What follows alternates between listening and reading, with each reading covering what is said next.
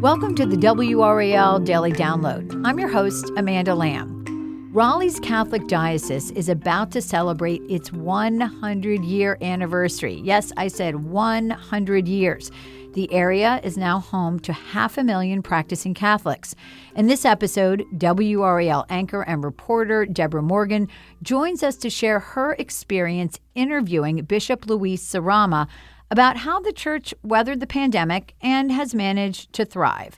Debra, welcome to the program. Thanks for having me, Amanda. So clearly, the flagship place to worship for Catholics here in Raleigh is right across from our station, the Holy Name of Jesus Cathedral. It's a magnificent structure. You can see it all over the city, or from all over the city.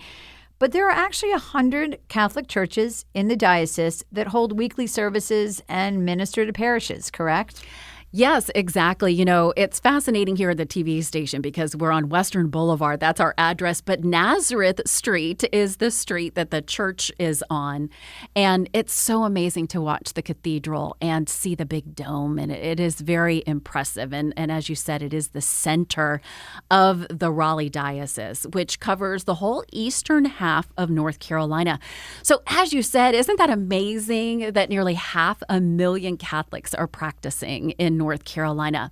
A lot of that has to do with the growth that we're seeing. A lot of people are moving to this area because most people who are native to North Carolina are not Catholic. They're perhaps another Protestant religious group, but most are not Catholic. So it's been fascinating to talk with the bishop about this growth, and especially in the parts of Wake County, like you said, that there are other places where there are a lot of churches that have started to pop up. They just opened a church in Cary last year. One is planned for Garner. So they have a lot of growth happening. Sounds like they're thriving. Thriving. Yeah. And what's interesting, too, I thought, Amanda, in our conversation was about how because we're so centrally located here near NC State, that there are so many younger parishioners that are coming to worship at the cathedral. And they're seeing some younger families that are coming to worship at the other Catholic churches. That's great. Well, during the pandemic, it was obviously a big challenge, not just for the Catholic churches, but for all churches. And the bishop, in his interview, recalled holding services in the empty cathedral over the internet. Again, something a lot of priests and ministers did, but there's just something about that image, right, of him in that cathedral, which is so big and so vast. Tell me about that.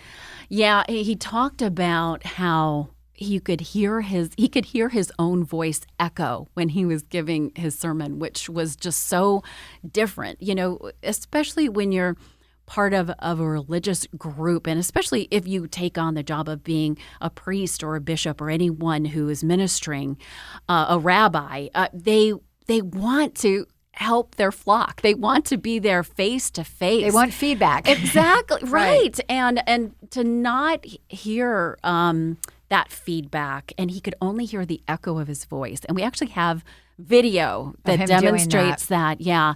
And it is remarkable. You know, he talks about how he's still awed by going into the cathedral. It's an amazing structure for sure, and especially so holy to those of the Catholics who are there. People have weddings there. It's just it's an amazing place. So for him to have an empty place, it was just very difficult. So they had to learn quickly to use the internet. Absolutely. Well, we will be right back after the break.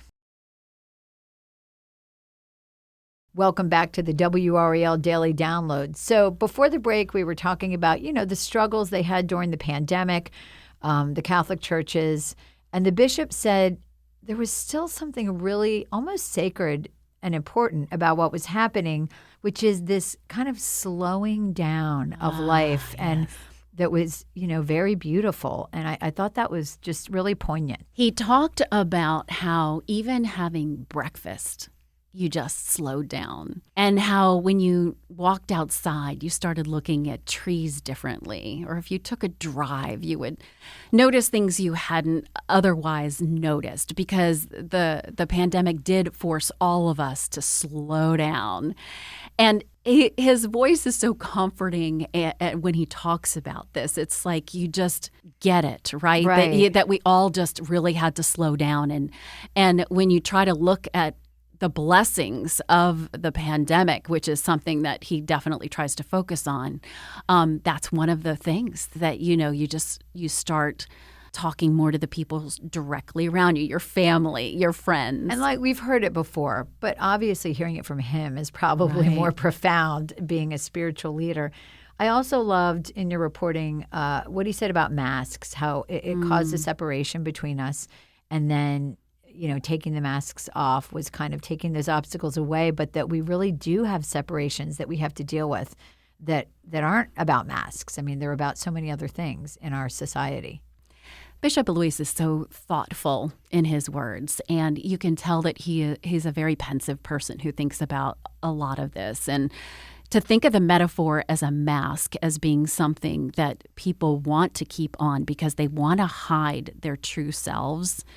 And he sees it as part of his job is to release that mask and to have people be face to face again and be honest with who you are and accept who you are. Kind of like the metaphorical mask in addition to the literal mask. Exactly, right. Yeah. And so I found him just someone who really has thought about that and how to teach people how to now get past that, to be your authentic self. Exactly. Yeah. Get beyond the mask and be yourself.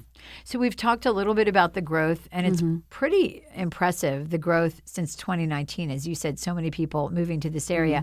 And then they're even, I think they've bought land and they're going to build a new church in Garner, right? So much going on. Yes, and even over at the cathedral site, too, they have a new parish building that's gone up. So they are looking for more space, especially in Wake County, to expand. They also are looking for these buildings where they can have fellowship and gatherings and not just even specifically the church building itself. And I know that one of the things he's really proud of is the diversity of the church. And there are masses that they hold in Spanish, which is not the case in every religion or every religious denomination. Why is this diversity, do you think, so important to the church and to the history of the church? Well, that's a great question, right? Especially when it comes to the history of Catholicism and how it does have such deep roots in Latin America. So several masses a week are held in Spanish.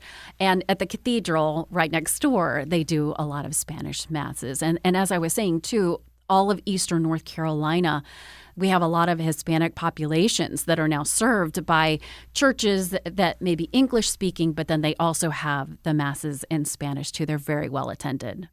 And I know with the growth, there's always, like you were talking about, they're looking for buildings, they're looking for land. They're also looking for priests because they need to continue to find people to lead these parishes. And Bishop Luis said specifically that they are looking for Spanish-speaking priests because they are serving that community that continues to grow, certainly in our area.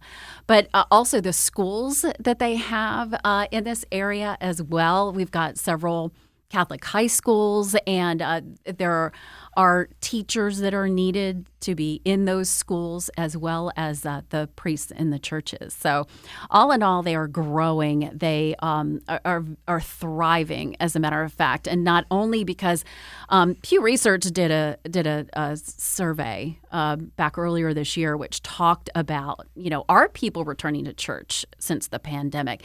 And in a large part, people are, large percentages. But at the same time, some people are choosing to be on the internet for those services and not necessarily in person. But I think something that Bishop Luis was talking about was definitely they have people that want to be together now and want to have that fellowship together and how important that is to be in person. And I get the sense that he really made a big impression on you. I felt so calm. In our job, Amanda, we talk about this a lot, about how you're just always on deadline pressure and you have to get to the next story. You have to make the next call. You have to do the next meeting. But when you're in the presence of Bishop Luis, I felt very calm. He's got a way of talking that slows you down. We talked about that earlier, about how the pandemic helped us slow down. But he also, like I said, is very thoughtful and just very, very perfect in the way that he just makes you feel. You feel like you're in the presence of someone holy. And I would say he's probably somebody who's comfortable with the stillness and the quiet. Absolutely. Can we run over there right now? Yeah, I know. Let's just run across the street. Especially somebody who didn't grow up Catholic. I didn't. I was very impressed by him. He sounds like a fascinating person. Thank you so much for sharing him with us. And thanks for listening to the WRAL Daily Download. If you'd like to hear about more things to do, places to visit, restaurants to enjoy in North Carolina, check out WRAL Out and About, a weekly podcast from WRAL News. Find WRAL Out and About in your podcast app. Again, as always, thanks for listening to the WRAL Daily Download.